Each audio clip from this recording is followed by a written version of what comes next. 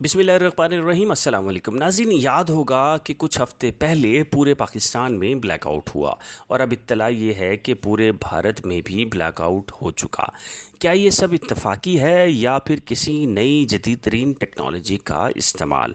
अगर ये कोई नई टेक्नोलॉजी है तो इसका नाम क्या है, बनाने का मकसद क्या है, ब्लैकआउट टेक्नोलॉजी आखिर है क्या और कौन कौन से ममालिक के पास आ चुकी? क्योंकि भारत के अंदर से उठने वाले शोर से लगता यूं है जैसे भारत की नींदें हराम हो चुकी हों। ब्लैकआउट पर भारत आखिर तिलमिला क्यों उठा है? आपको इस वीडियो के जरिए ऐसी मालूमात फराम करेंगे जो शायद अब तक आपको कोई फराम ना कर सका हो। बस आपसे एक गुजारिश कि हमारी इस वीडियो को मुकम्मल देखिएगा ताकि आपको तमाम सूरत हाल वाज़ेह हो सके। साथ ही नीचे दिए गए कमेंट सेक्शन में अपनी राय से आगाह जरूर कीजिएगा कि हमारी ये वीडियो आपको कैसी लगी या फिर कोई ऐसा मौजूद जिस पर आपको मालूमात दरकार हो। साथ ही हमारे चैनल को सब्सक्राइब भी कर दीजिएगा। नाज़रीन, आपको याद होगा कि पाकिस्तान के साबिक डीजी ISPR आसिफ गफूर ने गुज़िश्ता साल फरवरी 2020 में प्रेस कॉन्फ्रेंस के दौरान ऐलान किया था कि जिस टेक्नोलॉजी के लिए भारत दुनिया की मिन्नतें कर रहा है, पाकिस्तान के पास वो टेक्नोलॉजी मौजूद है। पाकिस्तान के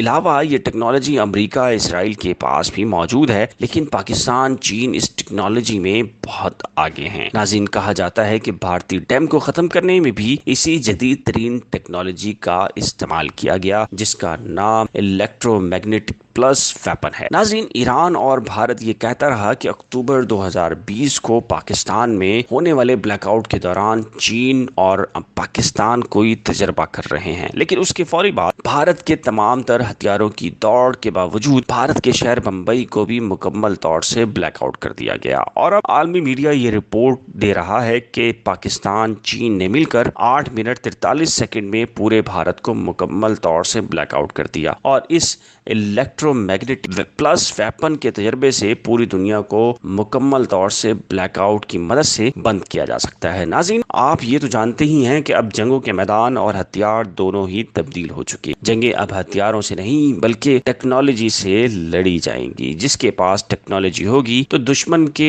एटम बम को भी खातिर में ना लाएगा। नाज़रीन, अब आइए हम आपको बताते हैं कि ये सूरत हाल कब, कैसे और क्यों पैदा हुई। कहा जा रहा है कि ये सूरत हाल शाम में हुकूमत मुखालिफ अफराद और शामी अवाम के खिलाफ खुदकार हथियारों के बेदरीग इस्तेमाल और उससे हजारों अफराद की हलाकत के बाद पैदा होने वाली सूरत हाल के बाद चीन को इस बात का इल्म हुआ कि खुदकार हथियारों का मुकाबला करने के लिए इनसे ज्यादा हथियारों को बनाने के बजाय उनको नाकारा बनाने पर तवज्जो दी जाए। नाज़रीन, अमेरिका के पास F-35 मौजूद है, उसके मुकाबले में चीन के पास S-16 मिसाइल नुमा जहाज मौजूद है, लेकिन इस पर होने वाले अखराजात और तबाही बहुत ज्यादा है। इसलिए चीन ने यह तय किया कि दुनिया भर के रिमोट्स और सैटेलाइट कंट्रोल हथियारों को नकारा बनाने के लिए बिजली की सप्लाई मुनक़ता करना भी एक बड़ा काम है। लेकिन इसके लिए जरूरी था कि किसी भी मुल्क के नेशनल ग्रिड को पिघला दिया जाए, जिसके बाद कुछ अरसे के लिए बिजली की सप्लाई मुनक़ता हो जाए। नाज़रीन, अमेरिका ने शामी जंग से ये पता लगाया कि चीन, रूस से अमेरिका को खतरात लाहक हैं, जिसके बाद अमेरिका ने मसनूई ज़हानत से लेस हथियारों की मंजूरी दे दी है। इस सिलसिले में अमेरिकी सदर और कांग्रेस के लिए मुरतब की गई एक रिपोर्ट में कहा गया कि अमेरिका और उसके इत्तेहादी आर्टिफिशियल इंटेलिजेंस